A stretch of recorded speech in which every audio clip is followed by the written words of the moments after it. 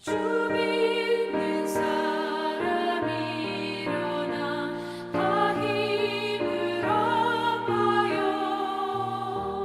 이 세상 모든 마귀를 다쳐서 멸하세. 저 앞에 오는 적군을 다 싸워 이겨라. 주 예수 믿는 힘으로 온 세상 이기네.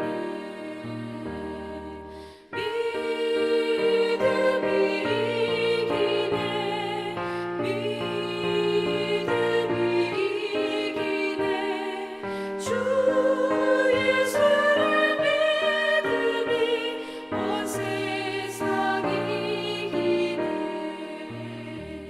온 인류 마귀 괴율로 큰 죄에 빠지니 진리로 띠를 띠고서 늘 기도드리세.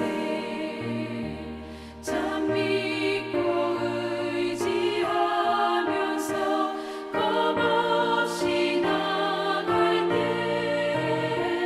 주 예수 믿는 힘으로 온 세상 이기네. 믿음이 이기네. 믿음이 이기네. 주 예수를 믿음이 온 세상 이기네.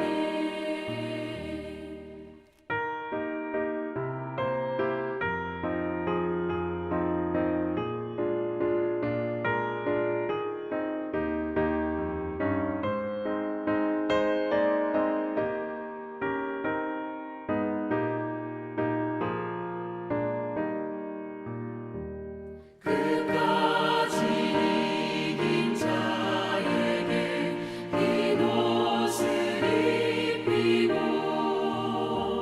또 영생 복을 주시니 참 기쁜 일일세. 이 어두운 세상 지나서 저 천성과 도로 주 예수 믿는 힘으로 온 세상 이기네. 믿음이 이기네. 믿음이 이기네. 주 예수를 믿음이 온 세상 이기네.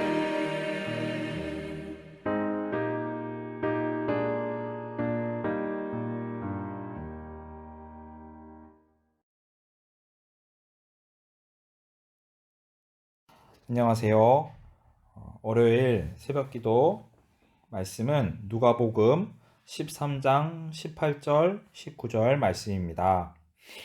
그러므로 예수께서 이르시되 하나님의 나라가 무엇과 같을까? 내가 무엇으로 비교할까?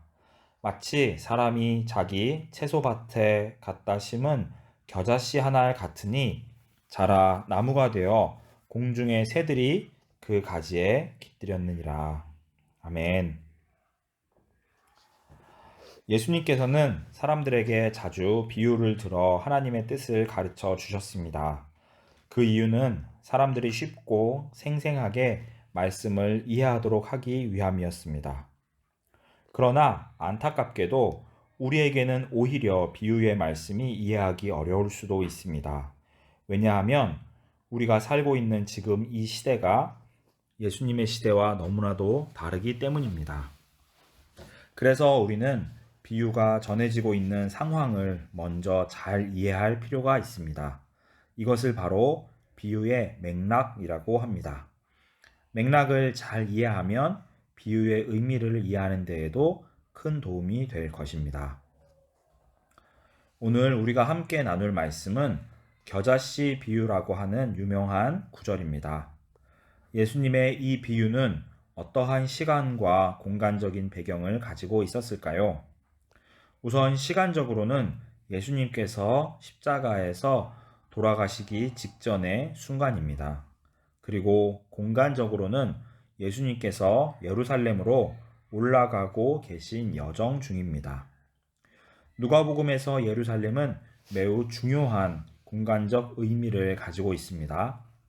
누가복음 13장 33절, 34절. 그러나 오늘과 내일과 모레는 내가 갈 길을 가야 하리니 선지자가 예루살렘 밖에서는 죽는 법이 없느니라.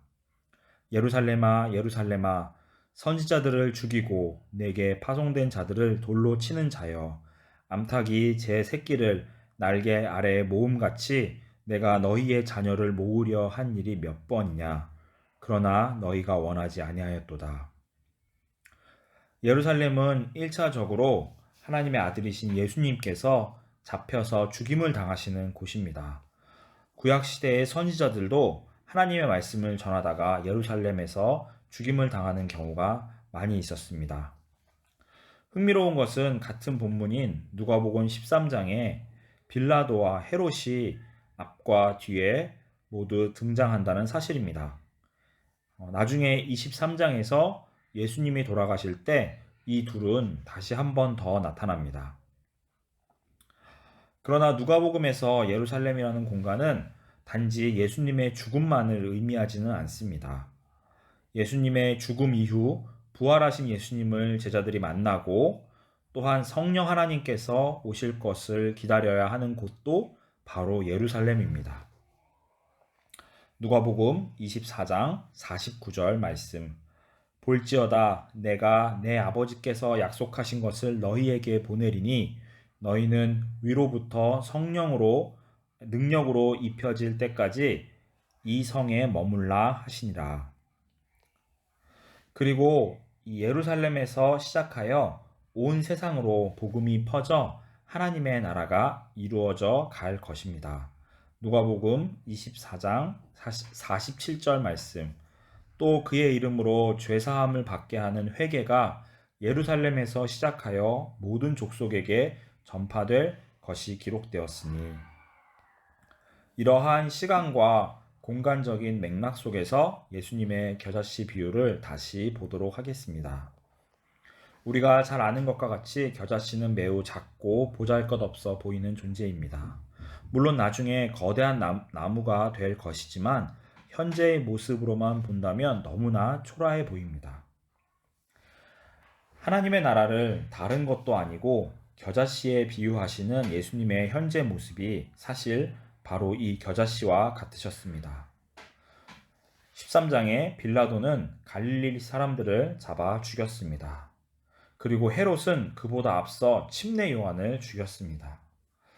빌라도와 헤롯은 둘 모두 큰 힘을 가지고 있는 당대의 권력자들이었습니다. 그리고 그들 앞에서 예수님은 무력하게 잡혀서 죽임을 당하십니다. 물론 우리가 잘 아는 것처럼 예수님은 부활하셔서 자신의 왕 되심을 보여주십니다. 그리고 누가가 쓴 두 번째 책인 사도행전에서 하나님의 말씀은 점점 더 흥황하여집니다. 그래서 나중에 여러 새들이 깃들이는 큰 나무가 되는 것과 같이 온 세상에서 사람들이 하나님께로 와서 그 나라에 함께 하게 될 것입니다. 하나님을 믿는 우리들은 겉으로 보이는 것뿐만 아니라 그 안에 더 깊은 진리를 볼 수 있는 믿음의 눈을 가지고 있습니다. 지금 현재의 모습이 작고 보잘것없다고 하더라도 실망하거나 낙심하지 않을 수 있는 이유는 바로 우리가 그 끝을 알고 있기 때문입니다. 하나님의 나라는 반드시 완성될 것이고 물이 바다를 덮는 것과 같이 여호와의 영광을 인정하는 것이 온 세상에 가득하게 될 것입니다. 그래서 우리는 오늘을 담대한 마음으로 살아갈 수 있습니다. 우리 마음속 깊은 곳에 있는 이 소망을 그 누구도 빼앗을 수 없습니다. 이 기도하는 새벽의 시간, 이 소망을 품고 확신 가운데 기도하는 우리 모두가 되기를 바랍니다. 기도하시겠습니다. 하나님, 우리에게 세상이 빼앗을 수 없는 소망을 허락하여 주셔서 감사를 드립니다. 비록 연약하고 자랑할 것 없는 우리이지만 하나님께서 최후 승리를 주실 것을 믿기에 기쁜 마음으로 오늘 하루를 시작하기 원합니다. 우리와 함께 해주셔서 새 힘을 허락하여 주시옵소서. 우리를 사랑하시는 예수 그리스도의 이름으로 기도합니다. 아멘.